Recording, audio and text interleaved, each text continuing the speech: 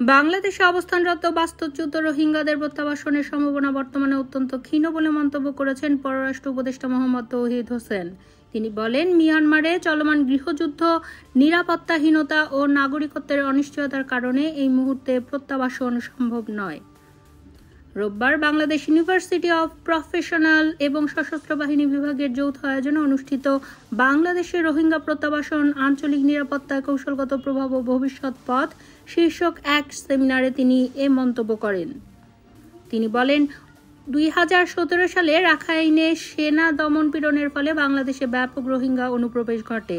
এর আগে 1978 ও 1991 থেকে 92 সালে 2 দফায় রোহিঙ্গারা বাংলাদেশে আশ্রয় নেয়।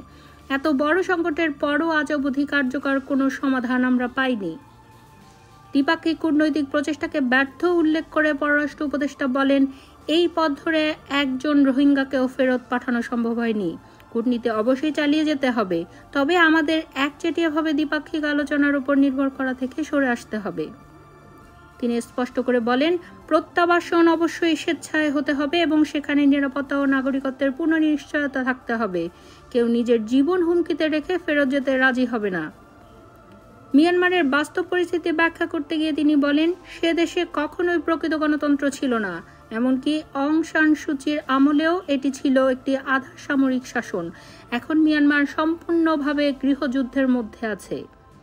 পররাষ্ট্র উপদেষ্টা আরও বলেন, যে কোনো টেকসই সমাধানে মিয়ানমারের ত্রিমুখী ক্ষমতার কেন্দ্র, সামরিক জান্তা, আরাকান আর্মি এবং ন্যাশনাল ইউনিটি গভর্নমেন্ট এর 3 পক্ষকে আলোচনার অন্তর্ভুক্ত করতে হবে। বিশেষ করে আরাকান আর্মি এখন রাখাইন অঞ্চলের বড় অংশ নিয়ন্ত্রণ করছে। তিনি আঞ্চলিক ও আন্তর্জাতিক উদ্যোগকে আরও কার্যকর ও সমন্বিত করার আহ্বান জানান, যাতে মানবিক বিপর্যয়ের দীর্ঘস্থায়ী সমাধান সম্ভব হয়।